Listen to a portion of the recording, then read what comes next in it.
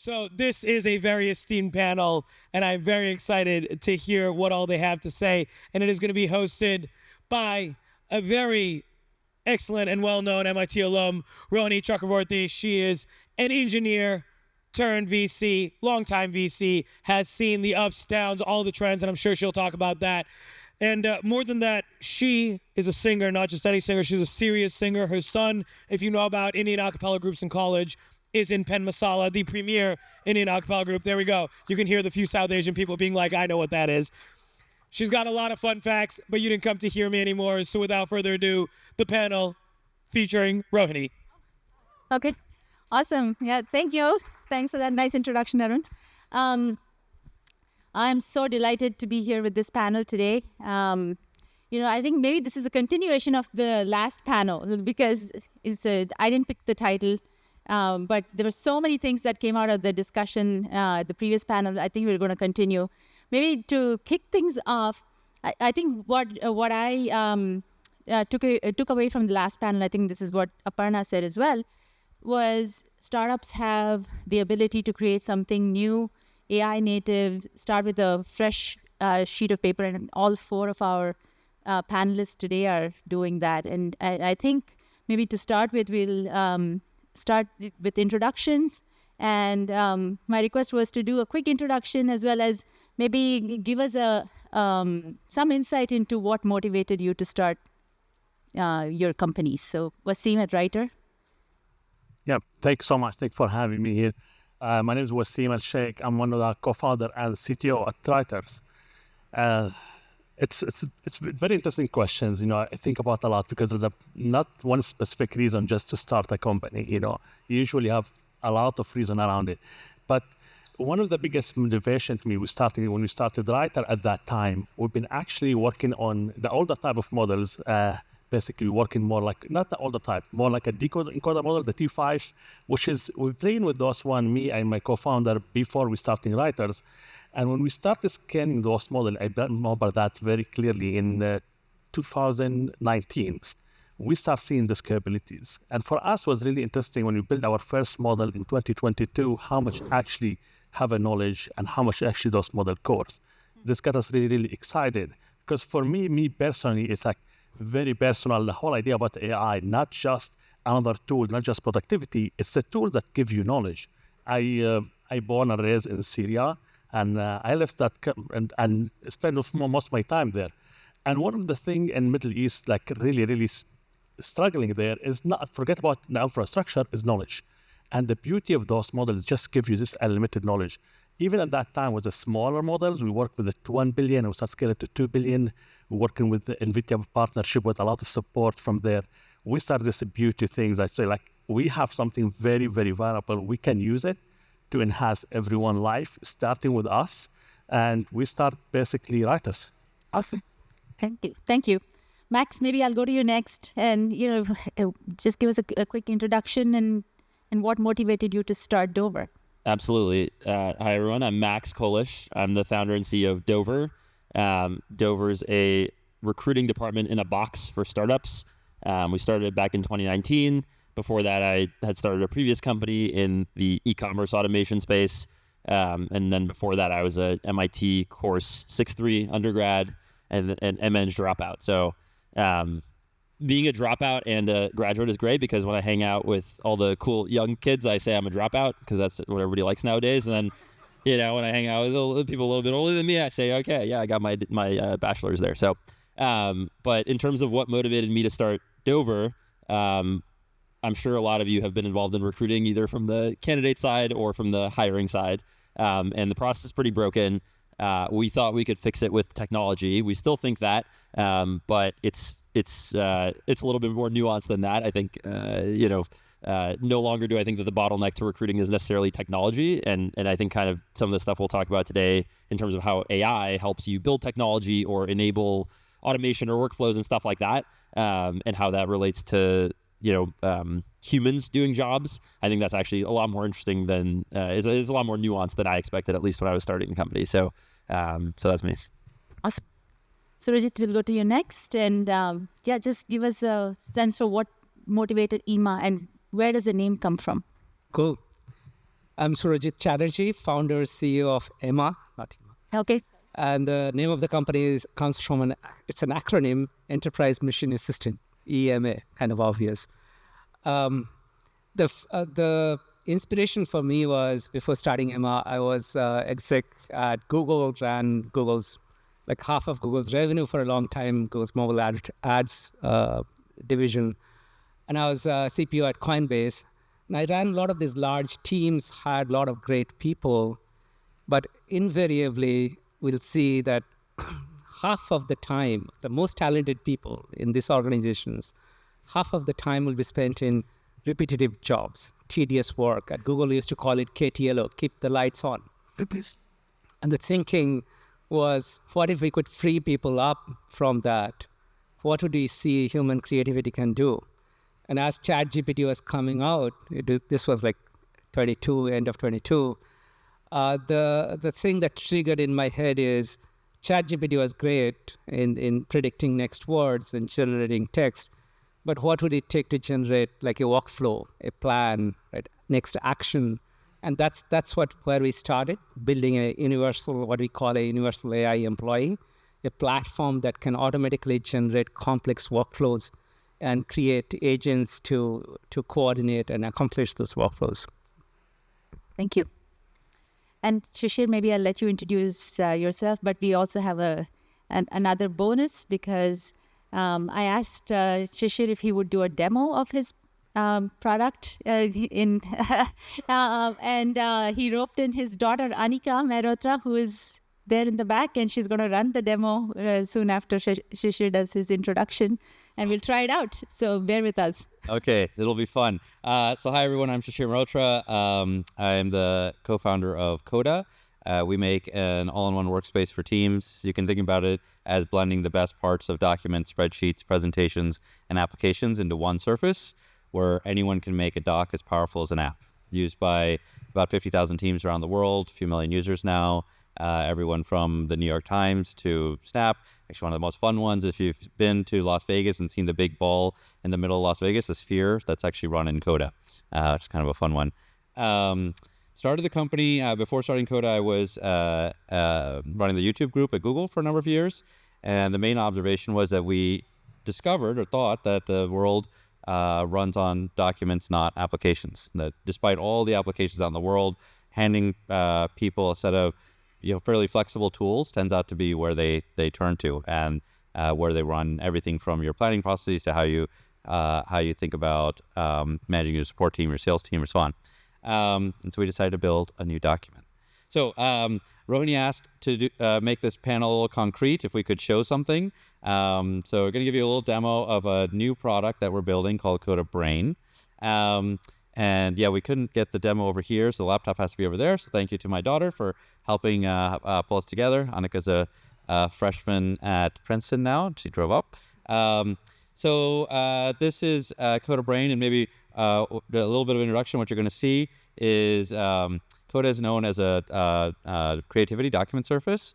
This is a new product that looks like a chatbot. We'll get beyond the chatbot in just a minute, but it's built on top of a thing called Coda Packs. So one of the most popular features of Coda is we have this integration platform called Packs. There's about 1,700 of them now.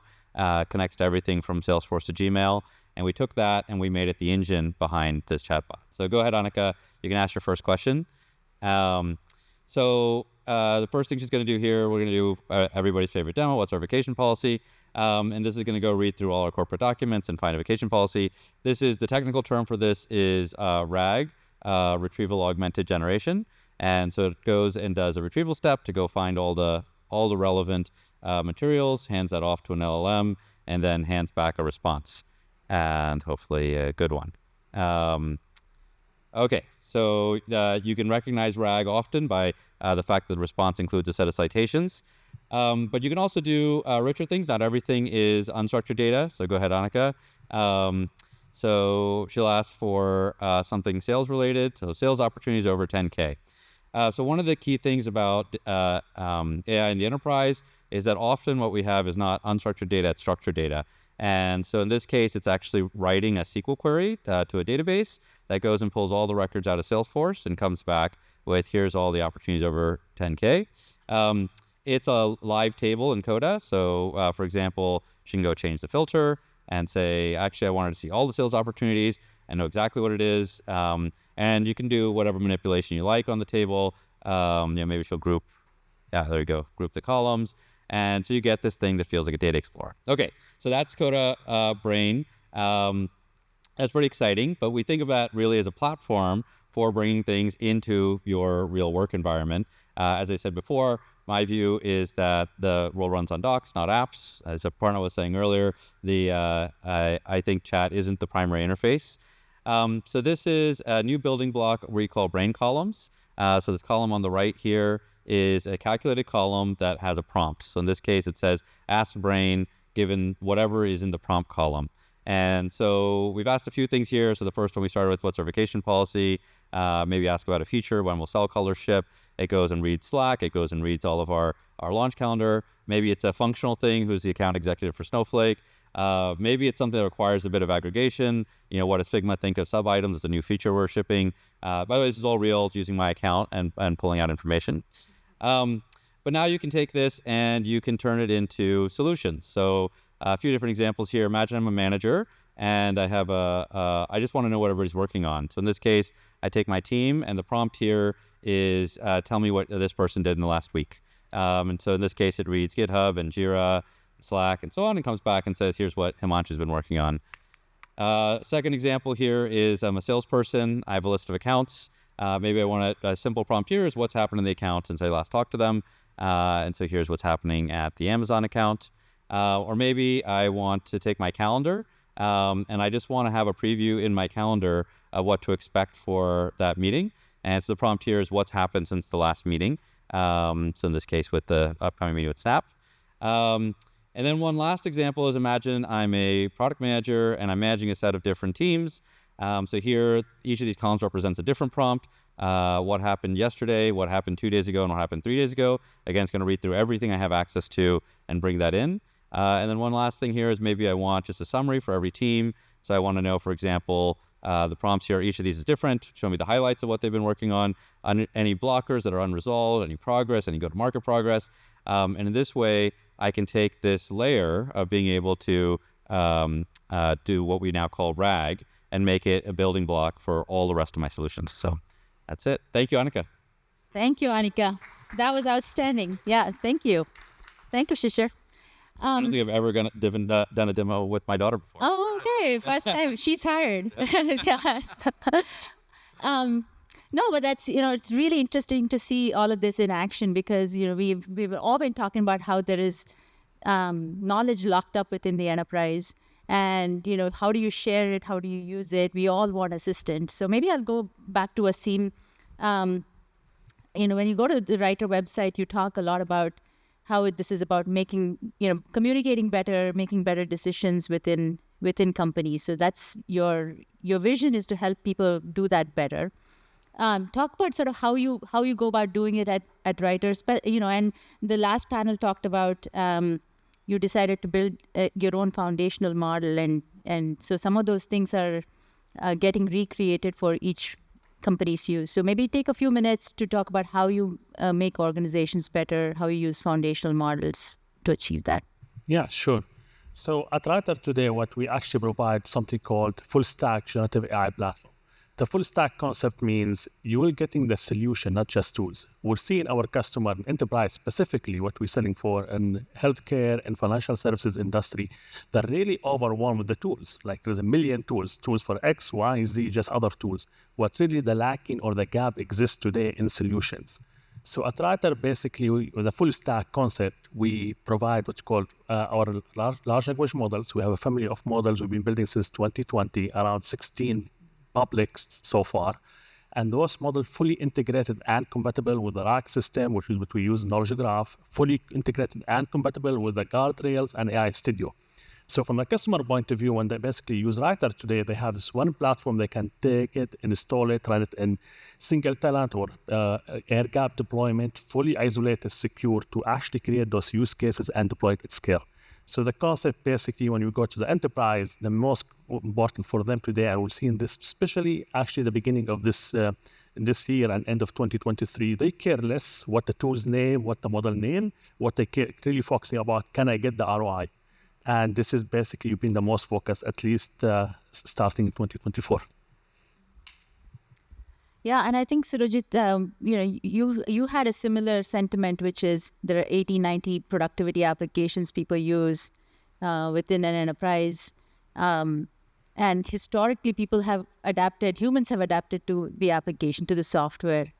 And where we are headed, it seems like with AI is, the software is going to adapt to us. And in your case, you're essentially trying to rethink that at a different layer of, process discovery, if you will. So talk about sort of how do you think about the role of software within enterprise and how you go about creating that? Yeah, sure. I can go on this for a long time, so I'll try to keep it short.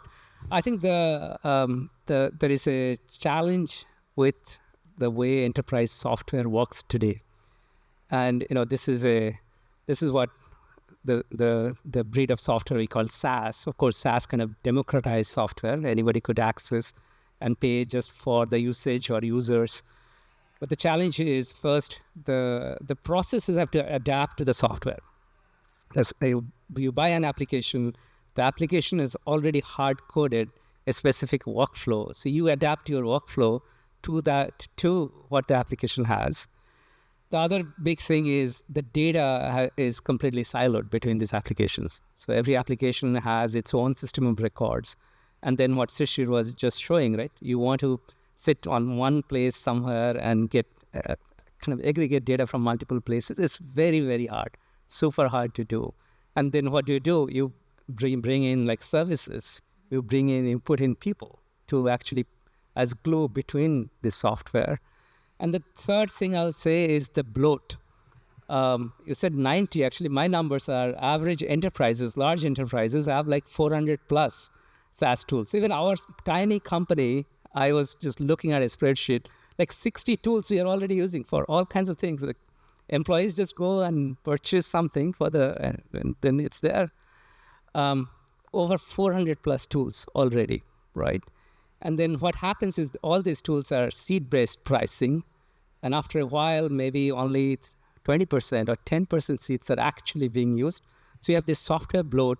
You are paying a lot. In fact, a lot of companies then figure out, okay, let's call some consultants to figure out how much more we are paying in software.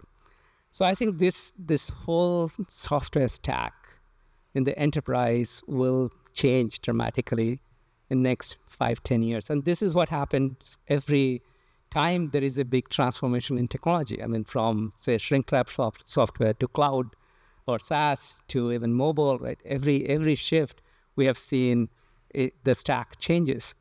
I think the new stack will be, software or the workflow is rendered, almost automatically, like what actually Shishir was showing in some way, based on what you need. You don't need the full complex interface of Salesforce.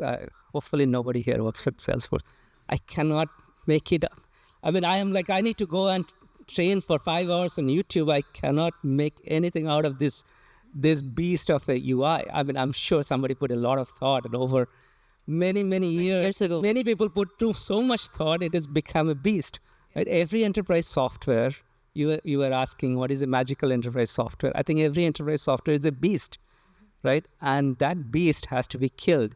And that's what was going to happen, right? Where the UI the pixels will be rendered, based on what you are asking for.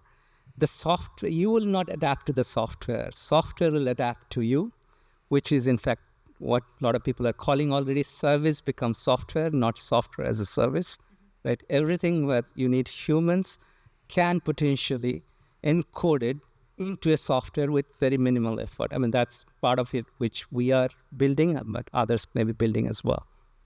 Shishir, do you want to add to that? You certainly have seen a few shifts in kind of how people use applications, and you had this insight about documents versus applications, which are another way of saying that you essentially create what you need, right? So where do you think it's going with AI? I mean, I think I very much agree with what was said there. I mean, I think the fundamentals of software is rigid. People look for flexible tools that they're comfortable with is a common statement. And I think that AI is in one sense very promising for that, because it sort of gives you an extra tool, an extra language to talk to software.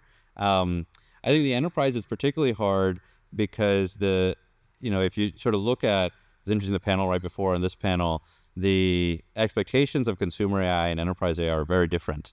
And in consumer AI, you've got this magical experience. You can ask any question. You can get a DJ made for you on Spotify, and it's a very, very hard problem. And everybody kind of expects the same thing in the enterprise, but it turns out that it's not as easy to do in the enterprise. And the simple reason why is AI. You don't actually want AI in your enterprise to be all knowledgeable. You actually want it to know very small subsets of information. So that's why this thing we all talk about now called RAG, that has become a very common term, is so important.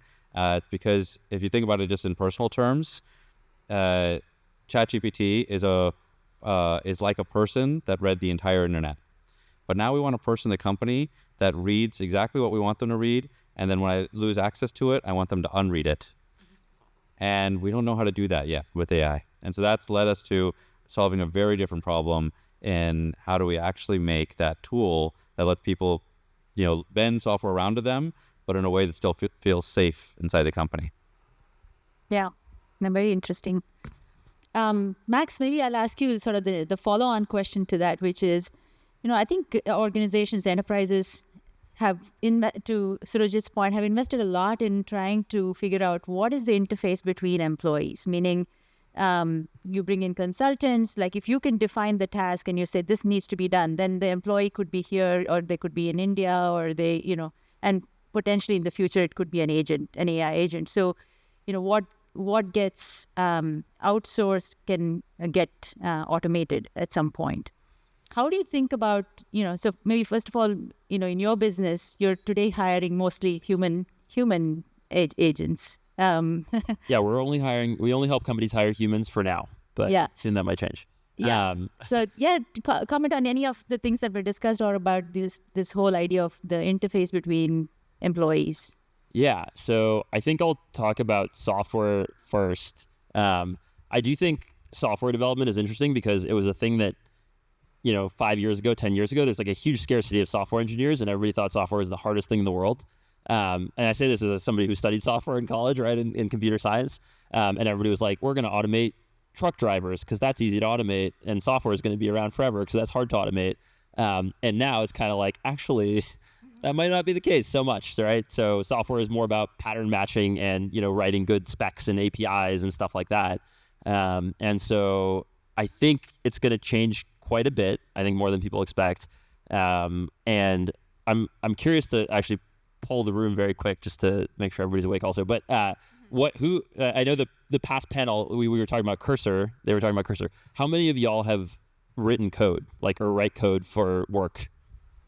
Okay, so 80% of the folks. How many of you have tried Cursor or Copilot or something similar that's okay, so basically, so everybody's kind of on the forefront. I do encourage everybody to try something like Cursor. You become more, even as a software engineer, as an IC software engineer, I think you become more of a manager instantly by using Cursor, where instead of saying, okay, I'm going to go out and do this task, right, that you're kind of I don't know if anybody's familiar with below the API layer or above the API layer, right? Either you're writing the spec or you're executing on the spec. And I think the spec is the important part, right? And so kind of bring it back to your question, the reason, remote work picked up, obviously, is people figured out, hey, if I write the spec very nicely, there's actually a lot of good engineers globally who can take the spec, run with it. They don't need to ask too many questions. And, it's kind of like a self-contained problem. We're going to go and execute on this, and it gets done. And now you can kind of do that, within a 5-minute loop just in Cursor, where you write the spec, you have a detailed ticket or something like that, and it'll write the code for you, right? It'll edit many files in your code base all at once. Copilot will do autocomplete. I encourage everybody to try Cursor, which will do many file edits and stuff like that. There's other tools that do the same, but it's a strong recommendation to try that if you're an IC software engineer. I haven't written code in 5 years, and I started learning 2 months ago to relearn because I feel like it's a good time to do it, and it's completely different. I would argue. So I think the landscape changes quite a bit. I think every sort of like the reason management is hard, I think, is because it's hard to write a clean spec of what you want folks to do. If you have a full-time person, there's a lot of back and forth. There's a lot of trust. There's a lot of like revision of the spec, right? Whereas, I think more things move into the spectrum of like you have full-time, you have, remote workers or freelancers or stuff like that. And then you have agents, and then you have just automations, and it's kind of more of a spectrum where, the cleaner you can spec out a task, the more likely it's going to get automated, or an agent will handle it, or it can get outsourced. And so, but now everybody can feel like a manager, I think is the bottom line, in so many more ways. Okay. I mean, I think I've been following some of the questions on Slido. I think a question that gets asked is actually on like, what does this end state look like? So are we, do you believe in the doom and gloom scenario of most of this work is going to be done by bots and very few people are going to be in software engineering? And so what is your assumption for your business at Dover? It's a really good question. I don't know. Nobody knows. It's hard to say. If you know, then you can make a lot of money for sure right now, investing in something or shorting something. I do think that in terms of, very long term, I think, actually, let's start short term. I do think anybody who's technical, who doesn't write software, or who's like an engineer that is doesn't know all the nuances of a specific programming language will have a lot more impact, because I think knowing a software, a programming language in detail becomes so much less important, whereas that's been very important in the past. Whereas just being able to write a really clear technical spec is so much more important, and thereby also like being in touch with your users, right? Knowing what all the edge cases that might come up, like knowing that is a lot more important. So like a software engineer that has a lot of business context, even if they're not as good technically with like Python or Django or whatever, right, is actually going to have a lot more impact, I think, in the very short term. Long term, yeah, I do think there's it's tough to make a case that we won't be building software much faster, much better, and I think there's like a trope about enterprise software specifically, where at the end of the day, right, you build a big enough company and it's all, alerts, permissions, notifications, and, reporting, right? Like is kind of what it boils down to. So I do think if you're building something really innovative, it becomes, it's still going to be very hard. If you're plugging in a lot of those things, those will be a lot faster to build into your product. Yeah, I agree. Shishir, you've mentioned RAG a couple of times. I think since we have a fairly technical audience that still codes and so on, both Waseem and Shishir, you had mentioned RAG in our prep, but you were approaching these things quite differently. Do you want to talk about sort of how you made some decisions internally about what RAG means? What are the underlying architectural decisions you've made? And Waseem, I'll ask you to do the same. Yeah, I mean, I think RAG is... And I was saying, I view it as until we can figure out how to untrain AI models, which I do think people are going to figure out at some point, many problems turn into RAG problems. You have to go find the information to hand the AI system. And there's a couple big challenges with that. The most obvious one first is permissions. What does this person have access to is a challenging problem. Turns out your network of what you have access to is encoded in every application in a completely different way. You have a different identity in every application. Sometimes you're a member of a group. Sometimes you get conditional access, so on. So that's problem number one, and I think that's a really hard problem to solve, is every application does it differently. I think the second problem is quality. And maybe just as a background, as I mentioned before, Coda, I was at Google for a long time. So if you think of Google.com has a really hard quality problem. It has to take the entire internet and give the right answer in 10 links to every person. That was really hard. It was a lot of quantitative work, but a lot of qualitative work. If you sat in on Amit Singhal used to run that team in the early days, they would do side-by-sides all day long. This Hammers in New York, is this algorithm better, is that algorithm better? Turned out that if you go from that to what we were doing at YouTube was 10x harder. The reason was it was personalized. And now each person's experience had to be different. If you sit on YouTube and you watch lots of comedy videos, you see one thing. If you watch lots of Mr. Beast videos, you see a totally different thing. And so we had to simulate what each person is like. but it was sort of 10x harder because each person was different, but it was still on the same broad corpus of information. I think with RAG problems, it's sort of 10x harder than that. And the reason is you have to simulate not only that person, but their unique data set. And what they can see is different than what everybody else can see. And so I think that's changed the problem dramatically. If you think about it, if Google, then 10x was things like YouTube, and then 10x of that is what I think everybody's trying to solve with RAGs. So you find all the right permissions, and then you have this really, really hard quality problem. And so solving that, I think, is one of the main things a lot of people in the space are focused on. That's great. And Waseem, maybe you want to mention your approach, a double click on the knowledge graph that you use to. Yeah, sure. So one thing we learned the last 4 years working enterprise, basically, enterprise live and die on precision, accuracy, domain-specific knowledge, and compliance. You need all of this when you build selling anything to enterprise or any software inside the enterprise. So when you start basically working with RAG, and the main idea about RAG, basically bringing this individual company knowledge to the AI to work around it, basically we try different approaches using, for example, similarity, embedding models, one of amazing approaches. I believe a lot of people using it. It's really work right. But what we noticed basically work with enterprise, they really focus on and compliance and precision. So you need a clear way to implement it, a clear way to audit it. We basically end up migrating from similarity implementation to what's called knowledge graph. Knowledge graph itself, people always think about it as a graph database, which have its own also challenges. What we found it most accurate and the best way for us using what we call knowledge graph with a fusion encoder. Basically, fusion encoder technique allowing you to inject the knowledge inside the models, retrieve it safely, and without using something like a graph database in the middle. You still could use any database, including graph, but fusion encoder technique on top of graph system, it was basically our choice, which has helped our enterprise today to focus on precision compliance mainly, and of course, injecting their own individual knowledge. Yeah. You want to add something to that, Surojit, on how you approach, these internal data systems and techniques? We use graph-based RAG, knowledge graph, like we construct very large knowledge graph. When security problem, author identity problem is one of the biggest problems. Shishir already covered it. We also find it's not just RAG. The other approach will be fine-tuning models. So sometimes we fine-tune small models with customers' data, and we have created a technique so it can be done very quickly, almost in an automated way, and so on. So we use a concoction of advanced RAG, modular RAG, graph-based RAG, fine-tuned models as appropriate for different agents. Also, our architecture is we built what we call AI employee. AI employee is basically mimicking a human role, right? It's a collection of agents. It's a mesh of agents. And that agentic architecture also plays a big role in creating more accuracy.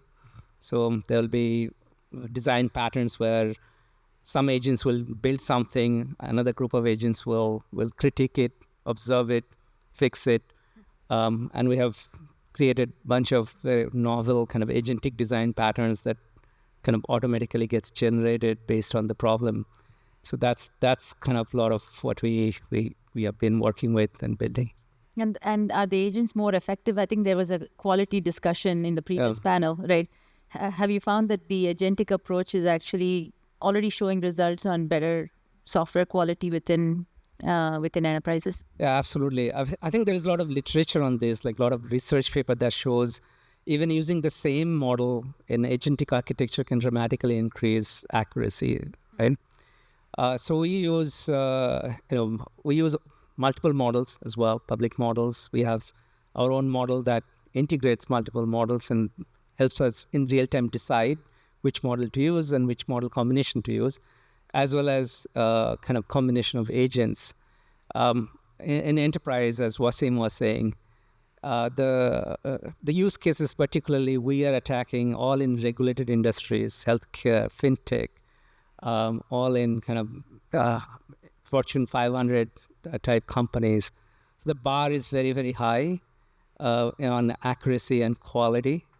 And it's really, how do you there's a massive engineering effort to make it work. I think of future will be the LLMs will be kind of the new operating systems for the enterprise. Interesting. Right. And there'll be a few, and they will kind of almost like commodity, they'll compete with each other. But you need this layer on top, I believe the agentic layer on top to make it work for the enterprise, pivoted on their data and their security model.